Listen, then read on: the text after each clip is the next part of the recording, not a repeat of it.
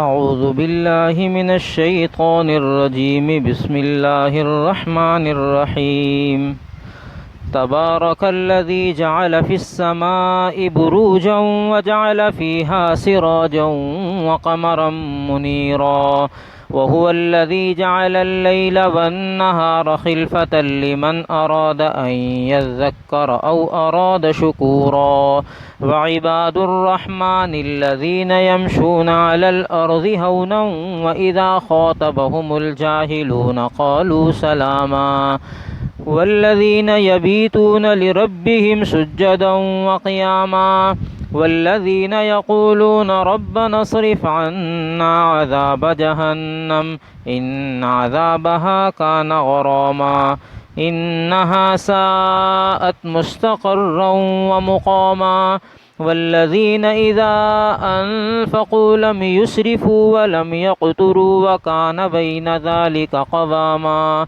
والذين لا يدعون مع الله إلها آخر ولا يقتلون النفس التي حرم الله إلا بالحق ولا يزنون ومن يفعل ذلك يلقى أثاما يضاعف له العذاب يوم القيامة ويخلد فيه مهانا إلا من تاب وآمن وعمل عملا صالحا فأولئك يبدل الله سيئاتهم حسنات وكان الله غفورا رحيما ومن تاب وعمل صالحا فإنه يتوب إلى الله متابا والذين لا يشهدون الزور وإذا مروا باللغو مروا كراما والذين إذا ذكروا بآيات ربهم لم يخروا عليها صما وعميانا والذين يقولون ربنا هب لنا من أزواجنا وذرياتنا قرة أعين واجعلنا للمتقين إماما أولئك يجزون الغرفة بما صبروا ويلقون فيها تحية وسلاما خالدين فيها حسنت مستقرا ومقاما قل ما يعبأ بكم ربي لولا دعاؤكم فقد كذبتم فسوف يكون لزاما صدق اللہ العظیم۔ سورہ فرقان کا آخری رکوع اور 19ویں سپارے کا چوتھا رکوع تلاوت کیا گیا ہے۔ اس رکوع کے آغاز میں اللہ جل شانہ کا تعارف ہوا ہے اور تقریباً اس رکوع کے اکثر حصے کے اندر اللہ تعالیٰ نے اہل ایمان کی صفات کو بیان فرمایا ہے۔ مسلمان کلمہ پڑھنے والے اللہ کے بندے جن کے اندر کون کون سی صفات ہونی چاہیے جو اللہ کو پسند ہیں وہ اس رکوع کے اندر بیان ہوں گی۔ دعا فرمائیں کہ اللہ تعالی ہم سب کو ان اچھی صفات کو سن کر اپنے اندر ان صفات کو اللہ پاک ہمیں عمل کرنے کی اپنانے کی توفیق نصیب فرما دیں۔ فرماتے ہیں تبارک الذی جعل فی السماء بروجا وجعل فیہا سراجا وقمرا منیرا۔ پچھلے رکوع کے اندر بھی اللہ تعالیٰ کا تعارف ہوا تھا، اللہ تعالیٰ کی قدرت، اللہ تعالیٰ نے جو مخلوقات بنائی ہیں، جو اللہ تعالیٰ نے دنیا کا نظام بنایا ہے، اس کی طرف متوجہ کر کر یہ بتلانا مقصود تھا کہ دیکھ انسان، تجھے اللہ نے پیدا کیا ہے اور تو اللہ کی عبادت سے غافل ہو رہا ہے۔ دنیا کی طرف متوجہ ہو جا۔ اللہ نے اپنی مخلوقات کی طرف انسان کو متوجہ کیا کہ بھئی دیکھ، یہ بارش کا نظام اللہ چلا رہے ہیں، ہواؤں کا نظام اللہ چلا رہے ہیں، یہ دنیا کا جو نظام چل رہا ہے، آسمان کو زمین کو بنانے والی ذات اللہ کی ہے۔ آج بھی اللہ تعالیٰ چند ان چیزوں کا تذکرہ فرمائیں گے جن چیزوں کو اللہ تعالیٰ نے پیدا فرمایا ہے تاکہ انسان ان چیزوں کی طرف متوجہ ہو کر اللہ کی طاقت اور قدرت کو پہچان لے۔ فرماتے ہیں تبارک الذی جعل فی السماء بروجا وجعل فیہا سراجا وقمرا منیرا، بڑی بابرکت ہے وہ ذات جس نے آسمان میں برج بنائے، بڑے بڑے ستارے آسمان میں اللہ نے بنائے۔ آدمی آسمان کی طرف متوجہ کرتا ہے، نگاہ اٹھاتا ہے، دیکھتا ہے کہ کتنے ستارے چمک رہے ہوتے ہیں۔ یوں روشنی کے دن میں شہر ہے روشنیوں کا، یہاں پر عموماً ستارے نظر نہیں آتے آسمان پر۔ جب آدمی دیہات کی طرف جائے یا لائٹ جب چلی جائے تو آدمی آسمان کی طرف نظر اٹھائے تو پتہ چلتا ہے چھوٹے چھوٹے چمکتے ہوئے ستارے نظر آ رہے ہوتے ہیں۔ وہ حقیقت میں چھوٹے چھوٹے نہیں ہوتے، وہ ہوتے بہت بڑے ہیں، لیکن بلندیوں پر اتنے ہیں کہ وہ ہمیں چھوٹے چھوٹے نظر آ رہے ہوتے ہیں۔ تو اللہ فرما رہے ہیں بڑی بابرکت ہے وہ ذات جس نے آسمان میں یہ برج بنائے، وجعل فیہا سراجا، اور اللہ ہی وہ ذات ہیں جنہوں نے بنایا آسمان میں سورج۔ اب دیکھیں نا، سورج اپنے راستے پر چلتا ہے، طلوع ہوتا ہے اور راستے سے ہوتے ہوئے غروب کی طرف چلا جاتا ہے، پورے ایک دن کا نظام ہے۔ صبح کا آغاز ہوتا ہے، سورج نکلتا ہے اور چڑھتا ہے، جب بالکل بلندی پر پہنچتا ہے تو دن مکمل اپنے عروج پر ہوتا ہے۔ پھر جیسے ہی سورج وہاں سے ڈھلنا شروع ہوتا ہے، دن ڈھلنا شروع ہوتا ہے، سورج جا کر غروب ہوتا ہے اور دن مکمل ہو جاتا ہے۔ یہ اللہ کا نظام ہے۔ اللہ فرمانے وَجَعَلَ فِيهَا سِرَاجًا وَقَمَرًا مُنِيرًا، یہ سورج اللہ نے بنایا، وَقَمَرًا مُنِيرًا، یہ روشن چاند اللہ نے بنایا جو روشنی کر رہا ہے۔ بھئی چاند کے ذریعے سے ہمیں مہینوں کی تاریخوں کا پتہ چلتا ہے۔ رمضان شریف کے روزے ہم چاند کے اوپر رکھتے ہیں، رمضان کے روزے چاند دیکھ کر رکھے جاتے ہیں۔ سال کے 12 مہینے شمسی اعتبار سے جنوری، فروری، مارچ، اپریل، مئی، جون، جولائی، اسی طریقے سے چاند کے اعتبار سے بھی 12 مہینے ہیں، جیسے محرم، صفر، ربیع الاول، ربیع الثانی، جمادی الاول، جمادی الثانی، رجب، شعبان، رمضان۔ یہ جو چاند نظر آتا ہے، چاند کے اعتبار سے ہماری عید بھی ہوتی ہے، چاند کے اعتبار سے قربانی، چاند کے اعتبار سے حج، چاند کے اعتبار سے محرم، یہ سارا اسلامی نظام جو چل رہا ہے یہ چاند کے اوپر ہوتا ہے۔ تو اللہ فرما رہے ہیں یہ روشنی دینے والا چاند بھی کس نے بنایا؟ اللہ نے بنایا ہے۔ یہ کیسا اللہ کا نظام ہے؟ مہینہ مکمل ہوتا ہے، چاند کس انداز سے نکل رہا ہوتا ہے، اور یہ چلتا ہے پورا مہینہ گزارنے کے بعد آپ دیکھتے ہیں پھر پہلی تاریخ کو چاند ویسے ہی باریک ہو جاتا ہے۔ یہ کون چلا رہا ہے یہ نظام؟ اللہ اس نظام کو چلا رہے ہیں۔ کیا فرمایا؟ وَهُوَ الَّذِي جَعَلَ اللَّيْلَ وَالنَّهَارَ خِلْفَةً لِمَنْ أَرَادَ أَن يَذَّكَّرَ أَوْ أَرَادَ شُكُورًا، وہی اللہ ہیں جنہوں نے بنایا رات اور دن کو خلفتاً، ایک دوسرے کے پیچھے آ رہے ہیں۔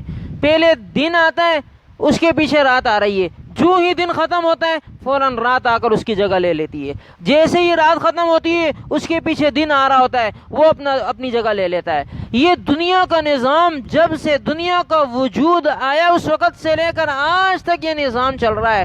کتنے سال گزر گئے، کتنی مخلوقات دنیا میں آئی ہیں، کتنی امتیں دنیا میں آئی ہیں، وہ آ کر اپنی اپنی زندگیاں گزار کر چلی گئی ہیں، اور یہ دن روزانہ صبح طلوع ہوتا ہے اور شام کو ختم ہو جاتا ہے اور رات شروع ہو جاتی ہے۔ یہ دنیا کا نظام کب سے چل رہا ہے اور جب تک اللہ چاہیں گے یہ چلتا رہے گا۔ یہ اللہ فرمانے یہ کس کا بنایا ہوا ہے؟ مخلوق میں تمہیں کوئی نظر آتا ہے جو یہ دن اور رات کا نظام بنا سکتا ہے؟ جب تمہیں نہیں نظر آتا تو یہ بنانے والی ذات کس کی ہے؟ اللہ کی ہے۔ تو انسان اللہ کی طرف کیوں متوجہ نہیں ہو رہا؟ اللہ کی عبادت کی طرف کیوں نہیں لگ رہا؟ اللہ کی عبادت کی طرف کیوں نہیں متوجہ ہو رہا؟ کیوں اللہ کی عبادت سے غافل ہو رہا ہے؟ یہ دنیا کے یہ دن کے رات کے نظام کو اللہ چلا رہے ہیں، چاند سورج کے نظام کو اللہ چلا رہے ہیں، تیری زندگی کے نظام کو بھی اللہ نے بنایا ہے۔ اللہ کے علم میں کب تک تو نے زندہ رہنا ہے اور کب دنیا سے چلے جانا ہے۔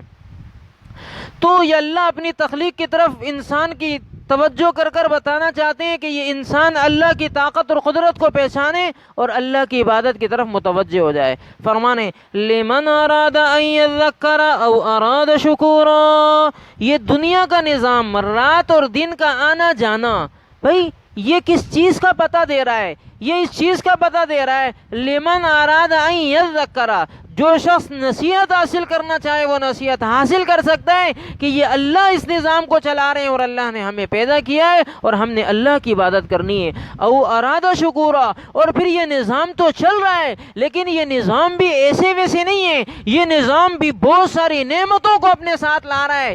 رات کیا انسان کے لیے کم نعمت ہے؟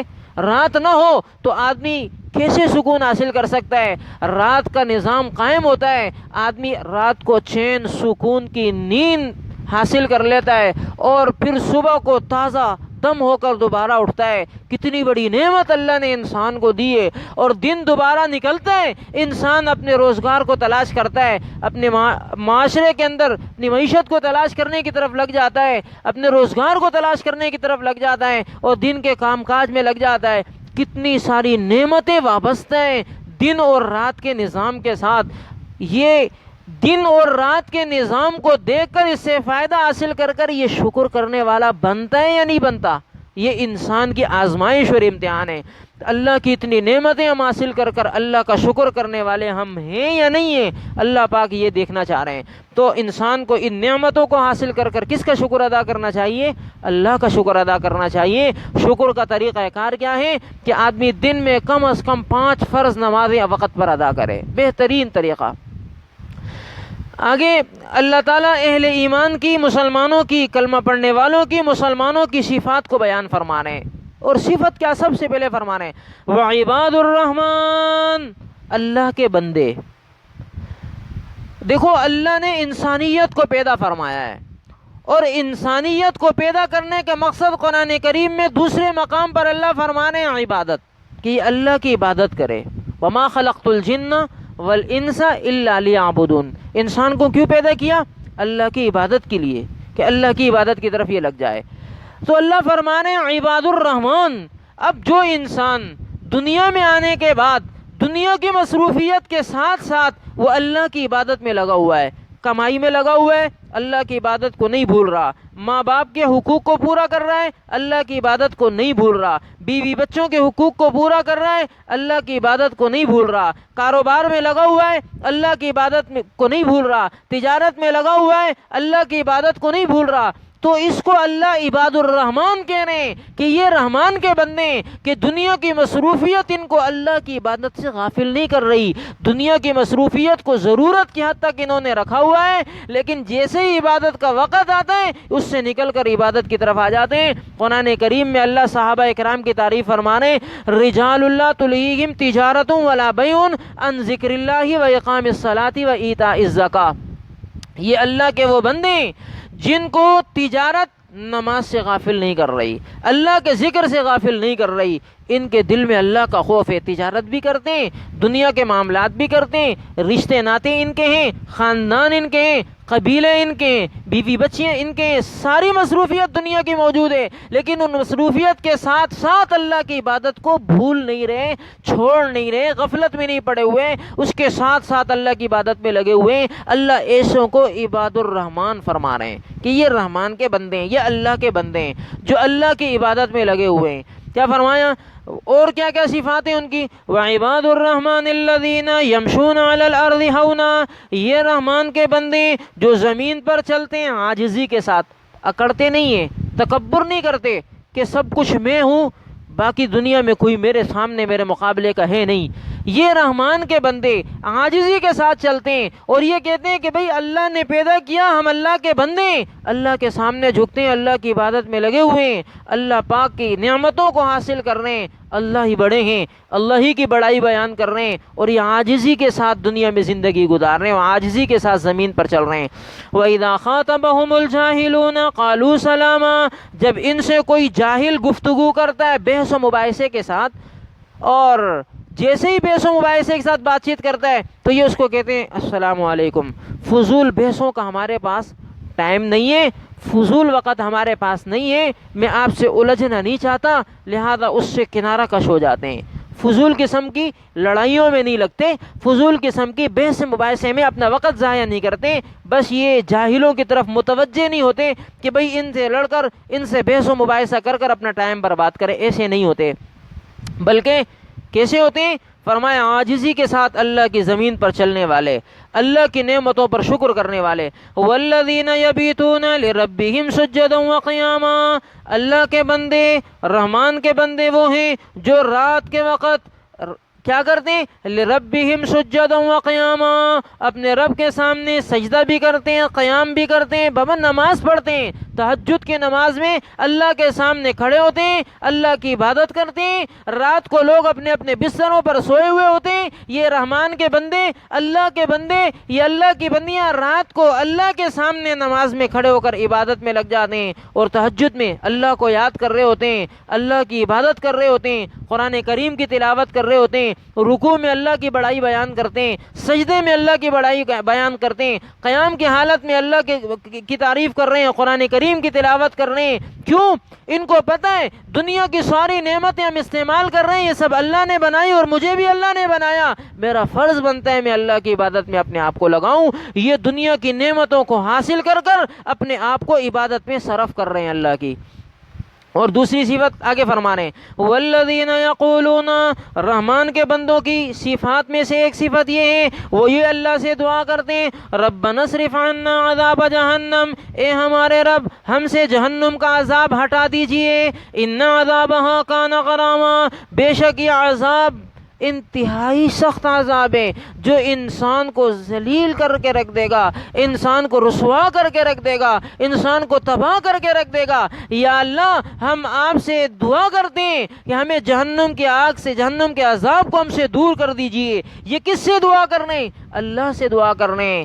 انہا سات مستقرا و مقاما، یہ اللہ سے دعا کر رہے ہیں یا اللہ جہنم کا ٹھکانہ بہت برا ہے، جہنم کی جگہ بہت بری ہے، مقام کے اعتبار سے، رہنے کے اعتبار سے بہت بری جگہ ہے، یا اللہ ہمیں اس سے بچا لیجئے۔ والذین اذا انفقوا لم یسرفوا ولم یقتروا، رحمان کے بندے جب خرچ کرتے ہیں اسراف نہیں کرتے، ولم یقتروا اور تنگی بھی نہیں کرتے، فضول پیسہ نہیں اڑاتے، اور جہاں خرچ کرنا ہوتا ہے وہاں اس کو بند بھی نہیں کرتے۔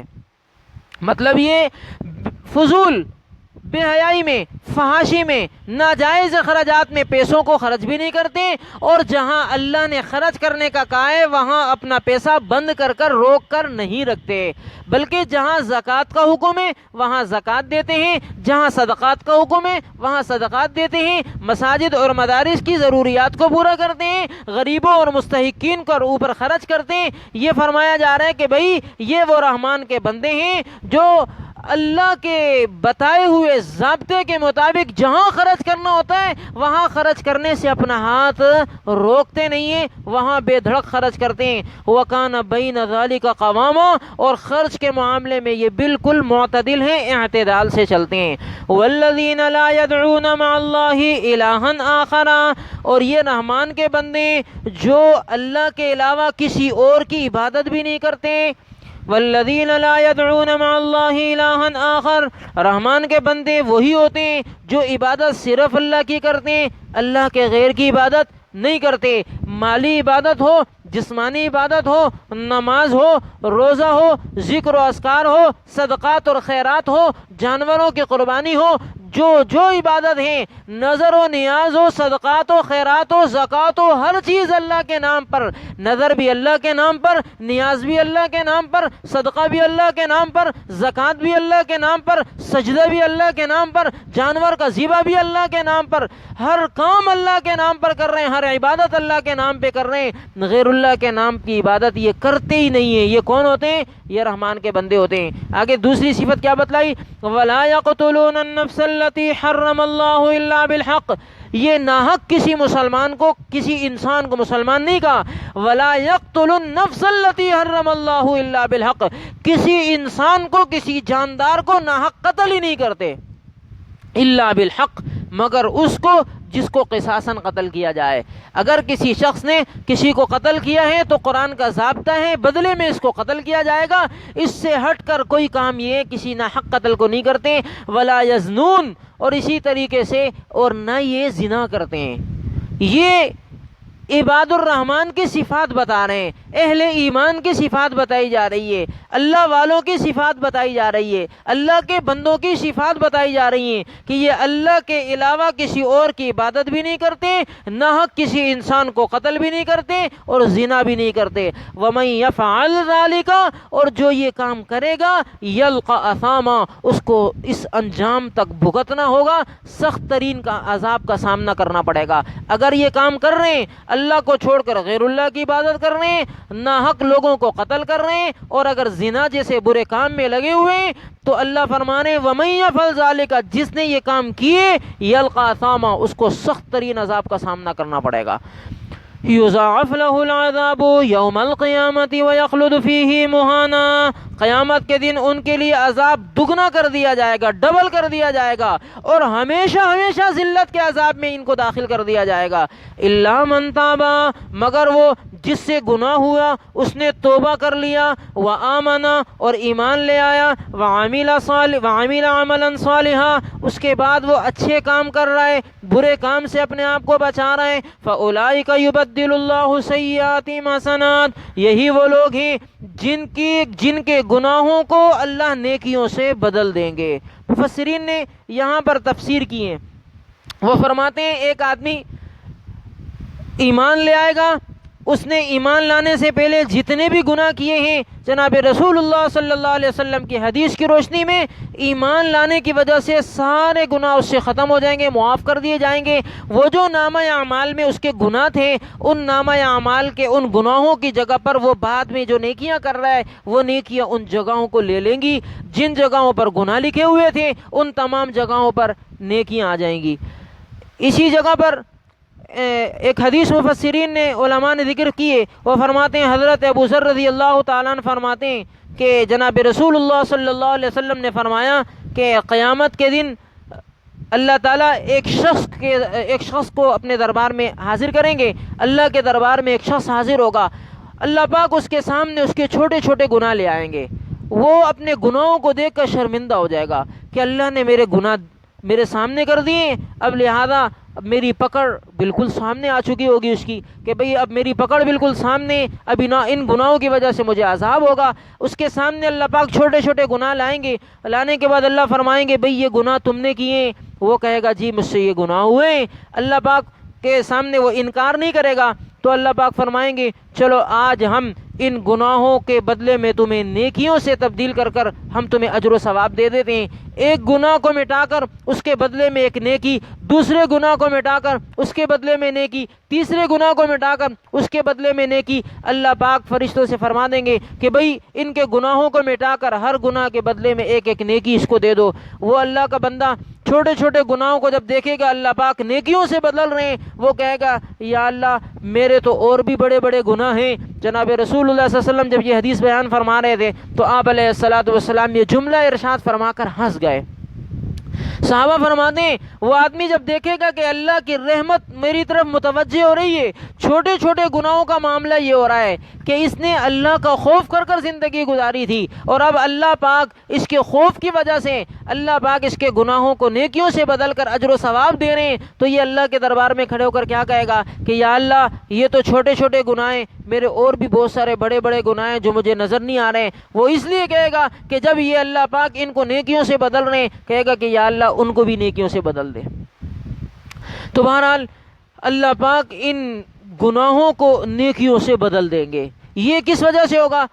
توبہ کی وجہ سے، کہ ایک شخص نے توبہ کی، یا اللہ مجھ سے یہ گناہ ہوئے، آئندہ میں توبہ کر رہا ہوں، نہیں کروں گا، سچے دل سے توبہ کرے اور عزم کرے کہ یہ گناہ وہ آئندہ نہیں کرے گا، اللہ پاک اس گناہ کو نیکی سے بدل دیں گے۔ اس حدیث کی روشنی میں تو آگے فرما رہے ہیں وَكَانَ اللَّهُ غَفُورًا رَحِيمًا، بے شک اللہ پاک بخشنے والے اور بہت زیادہ مہربان ہیں۔ آگے کیا فرمایا؟ وَمَن تَابَ وَعَمِلَ صَالِحًا فَإِنَّهُ يَتُوبُ إِلَى اللَّهِ مَتَابًا، جو شخص توبہ کر لے، توبہ کرنے کے بعد وہ گناہ نہیں کر رہا، عمل صالح کر رہا ہے، اچھے اعمال کی طرف متوجہ ہو گیا، وہی کر رہا ہے، تو اللہ فرما رہے ہیں فَإِنَّهُ يَتُوبُ إِلَى اللَّهِ مَتَابًا، یہی ہے جو اصل میں اللہ کی طرف رجوع کرنے والا ہے، اللہ تعالیٰ اس کی توبہ کو قبول فرماتے ہیں۔ وَالَّذِينَ لَا يَشْهَدُونَ الزُّورَ، عباد الرحمن وہ ہیں جو جھوٹی قسم نہیں کھاتے۔ دیکھو دنیا ہے، معاشرہ ہے، آدمی کو کبھی خاندان میں، کبھی رشتہ داروں میں، کبھی کہیں کسی جگہ پر کھڑا کر دیا جاتا ہے کہ بھئی اس معاملے میں قسم کھاؤ، جھوٹا بھی بعض دفعہ جھوٹی قسم کھانے کا کہا جاتا ہے، بعض دفعہ سچی گواہی دینی پڑتی ہے۔ تو سچی گواہی دینا مومن کی علامت ہے، اس کی شان ہے کہ بھئی وہ سچی گواہی سے پیچھے نہ ہٹے، لیکن جھوٹی گواہی مومن نہیں دے سکتا۔ اللہ فرمانے وعباد الرحمن، رحمان کے بندوں کی صفات میں سے یہ ہے کہ وہ جھوٹی گواہی نہیں دے گا۔ اور مفسرین نے یہاں پر یہ بھی فرمایا کہ وہ بری محفلوں میں شامل نہیں ہوگا، برے کاموں میں شامل نہیں ہوگا، برے اعمال میں شامل نہیں ہوگا، برے کرتوتوں میں شامل نہیں ہوگا۔ لوگ برائی میں لگے ہوئے ہیں، یہ برائی سے ہٹ جائے گا۔ وَإِذَا مَرُّوا بِاللَّغْوِ مَرُّوا كِرَامًا، اور جب کہیں پر کوئی برائی ہو رہی ہے، کسی جگہ پر لوگ برائی میں لگے ہوئے ہیں لیکن اس نے وہاں سے گزرنا ہے تو یہ بڑی شرافت اور وقار کے ساتھ گزر جائے گا، گناہ میں اپنے آپ کو ملوث نہیں کرے گا۔ کسی جگہ پر محفل لگی ہوئی ہے، گناہ کے کام ہو رہے ہیں، اس نے وہاں سے گزرنا ہے، یہ ایسے گزر جائے گا، وہاں بالکل وقار کے ساتھ، اس کو نہیں معلوم کے اندر کیا ہو رہا ہے، اس گناہ میں نہیں لگے گا۔ یہ صفت کس کی ہے؟ عباد الرحمن، رحمان کے بندوں کی صفت ہے، کلمہ پڑھنے والوں کی صفت ہے، ایمان والوں کی صفت ہے۔ ان کے اندر یہ جذبہ ہونا چاہیے، کہیں کوئی برائی کا کام ہو رہا ہے، لوگ برائی میں لگے ہوئے ہیں، گناہوں کے کام میں لگے ہوئے ہیں، گناہوں کی محفلیں لگی ہوئی ہیں، اس کا کام کیا ہے؟ کلمہ پڑھنے والے کا، ایمان والے کا، مسلمان کا، یہ وہاں پر وقار کے ساتھ گزر جائے، اس گندگی میں، اس غلاظت میں، اس برائی میں شامل نہ ہو، شامل ہوگا تو گناہ گار ہوگا۔ والذین اذا ذکروا بآیات ربہم لم یخروا علیہا صما وعمیانا، رحمان کے بندے وہ ہیں اذا ذکروا بآیات ربہم، جب اللہ کی آیتیں ان کے سامنے بیان کی جاتی ہیں، لم یخروا علیہا صما وعمیانا، اس کے اوپر اندھے اور بہرے ہو کر گرتے نہیں ہیں بلکہ متوجہ ہو کر غور سے، دھیان سے سنتے ہیں، سمجھتے ہیں، اس پر عمل کرنے کی کوشش کرتے ہیں۔ رحمان کے بندے وہ ہیں جن کو اللہ کا پیغام پہنچ جائے، قرآن کریم سننے کو مل جائے، بات سمجھ میں آ جائے تو اس کو سمجھنے کی کوشش کرتے ہیں، اس پر عمل کرنے کی کوشش کرتے ہیں۔ وہ وہاں سے ایسے نہیں گزرتے، ایسے نہیں بیٹھتے کہ بھئی سنی انسنی کر دی جیسے ہم نے سنا ہی نہیں ہے۔ آگے فرما رہے ہیں والذین یقولون ربنا هب لنا من ازواجنا وذریاتنا قرۃ اعین واجعلنا للمتقین اماما، یہ رحمان کے بندے وہ ہوتے ہیں جو یوں اللہ سے دعا کرتے ہیں ربنا هب لنا من ازواجنا وذریاتنا قرۃ اعین، اے ہمارے رب ہماری اولاد کے ذریعے سے، ہماری بیوی کے ذریعے سے ہماری آنکھوں کو ٹھنڈا کر دے۔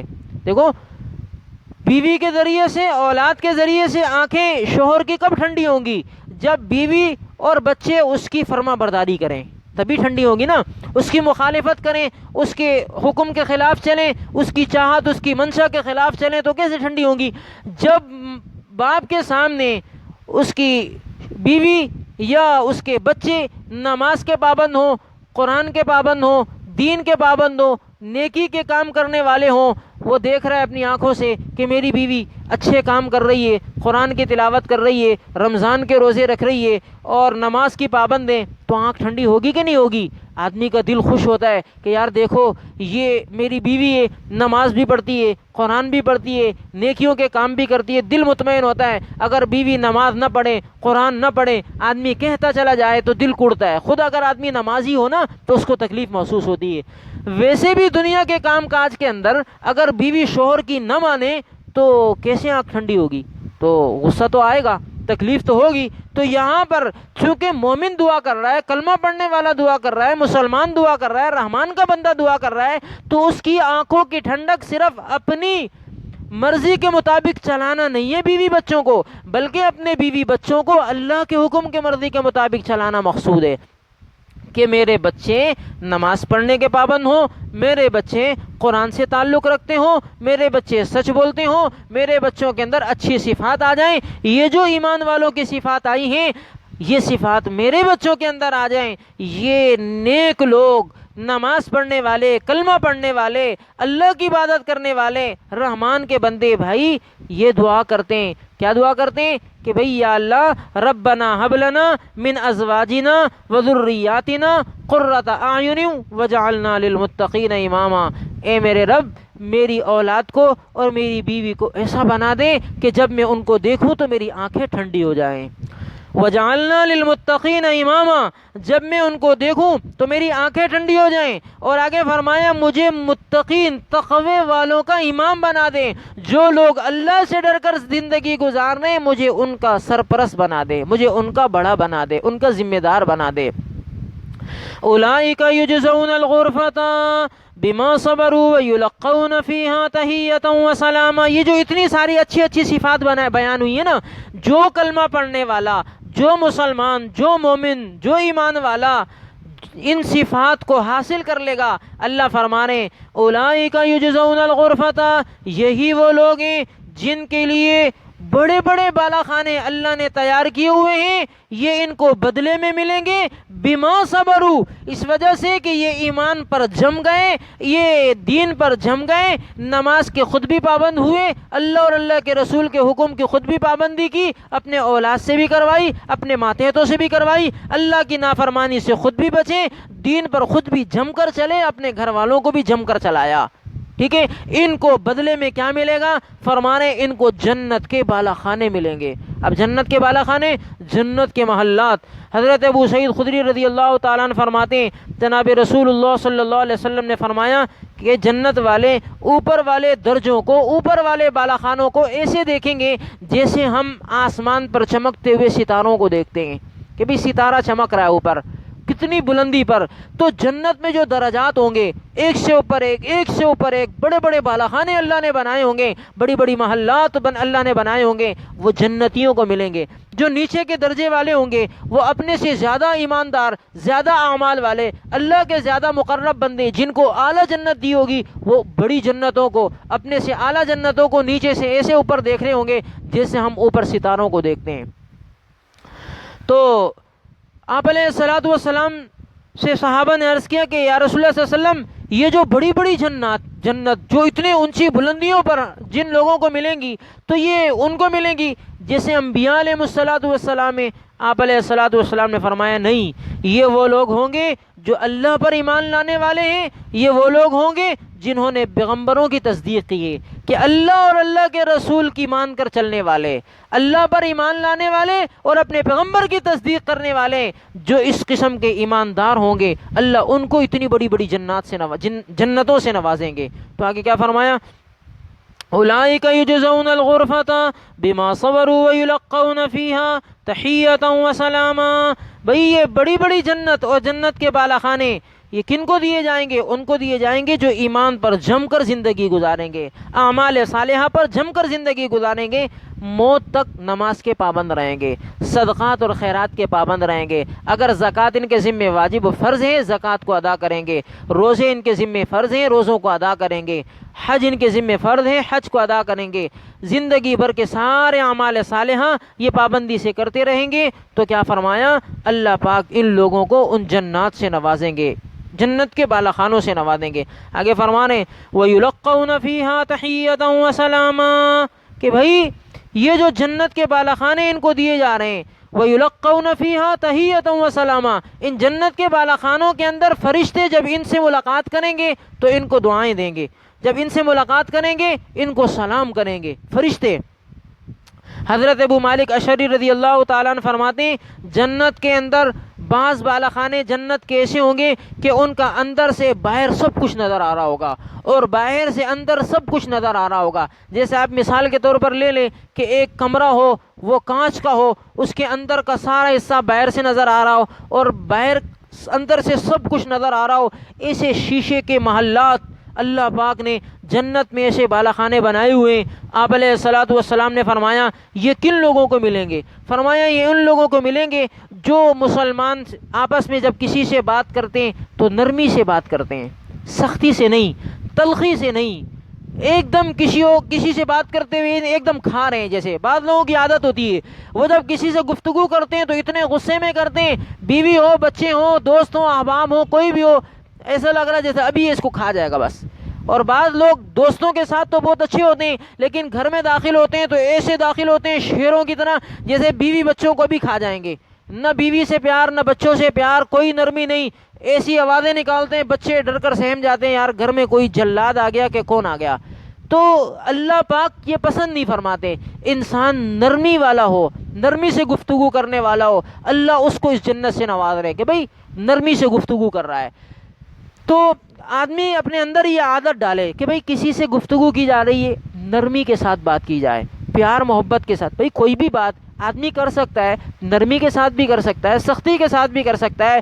ایمان والا, کلمہ پڑھنے والا مسلمان, اس کے اندر یہ صفت ہونی چاہیے کہ بھائی وہ نرمی کے ساتھ بات کرے, ترش لہجہ اختیار نہ کرے, سخت لہجہ اختیار نہ کرے. جناب رسول اللہ صلی اللہ علیہ وسلم کا اپنا لہجہ بھی بہت نرم تھا اور آپ علیہ الصلوۃ والسلام نرمی کو پسند فرماتے ہیں. تو ہمارے اندر بھی عادت ہونی چاہیے کہ ہم کسی سے کوئی بات کر رہے ہیں, کوئی مسئلہ سمجھا رہے ہیں, کوئی بات اپنی سمجھانا چاہتے ہیں, نرمی کے ساتھ سمجھائی جائے, اچھے انداز میں سمجھائی جائے, اگلا اس بات کو سمجھ لے گا. نرمی سے بات کرنے کا فائدہ یہ ہوتا ہے کہ بندہ مانے یا نہ مانے توجہ سے سن ضرور لیتا ہے.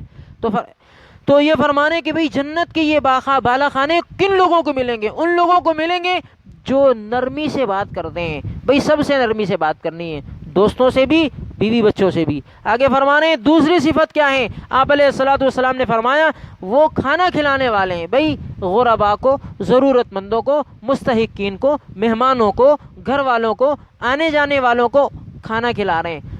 انہوں نے کھانا کھلانے کا اپنا مشغل بنا لیا ہے. کوئی مہمان آ رہے ہیں اس کو بھی کھانا کھلا رہے ہیں, غریب ہے اس کو بھی کھانا کھلا رہے ہیں, ضرورت مند ہے اس کو بھی کھانا کھلا رہے ہیں.